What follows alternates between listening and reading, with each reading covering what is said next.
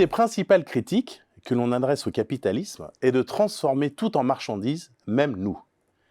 Il s'agirait non seulement de fabriquer des consommateurs sans épaisseur et sans âme, mais plus encore de transformer l'individu moderne en produit fabriqué en série. La production de masse conduirait à la sérialisation d'hommes de masse. Ainsi, par exemple, le philosophe Gunther Anders dénonçait déjà en 1948, dans son ouvrage au titre prémonitoire L'obsolescence de l'homme, le fait que le maquillage transforme les femmes en choses, en objets décoratifs, en produits finis. Réduisant l'identité à l'image, nous ne ferions que consommer ce que nous sommes et ne serions finalement que ce que nous consommons. Cette chosification atteste d'une perte de valeur sérielle de l'être humain. Nous serions des choses, n'ayant dès lors plus de valeur autre que marchande.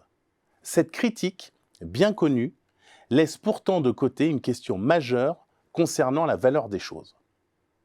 On peut certes s'insurger contre la réification des êtres humains et la perte de leur valeur qui en résulte.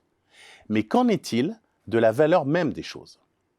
Même si on peut lui adresser de nombreux reproches, la société de consommation a permis de rendre accessible la plupart des produits du quotidien à des millions de personnes.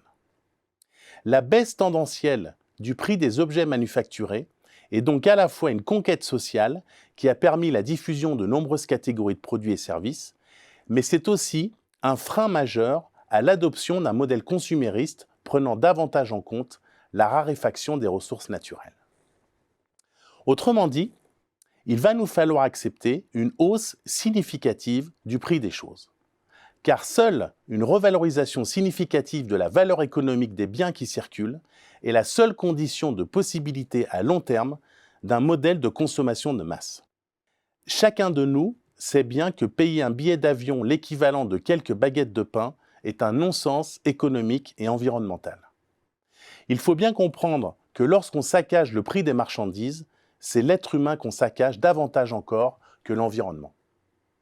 La crise du politique se cristallise d'ailleurs en France autour de cette question. De quoi nous parle finalement un homme politique quand il n'a plus rien à dire ou à penser, si ce n'est du fameux pouvoir d'achat qui gangrène le discours social ?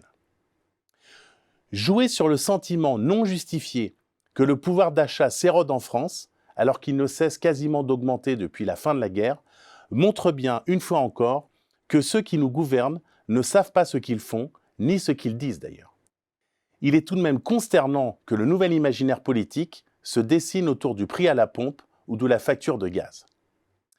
Il est aisé, dans une logique on ne peut plus lâche du quoi qu'il en coûte, de calmer le grognement social à coups de chèques et de redistribution fiscale. Mais est-on seulement capable d'imaginer un litre d'essence à 10 €?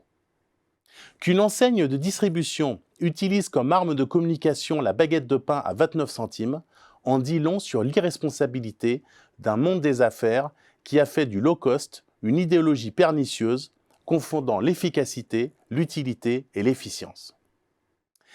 Un produit qui est vendu au tiers du prix de référence du marché relève tout juste de l'efficience communicationnelle. Il ne fait que piétiner l'imaginaire de la marchandise et saccager la valeur du travail en annulant toute idée de qualité. C'est donc ce genre de pratiques contre lesquelles il nous faut collectivement nous battre pour rehausser la valeur économique des marchandises. L'inflation significative qui guette le bois, les denrées alimentaires et l'énergie est peut-être une aubaine inespérée pour abandonner l'idéologie mortifère du low price et redonner de la valeur aux choses, à la matière, au travail et donc à nous-mêmes. Car c'est paradoxalement de cette manière que l'on pourra construire une relation plus équitable dans la répartition de la valeur économique.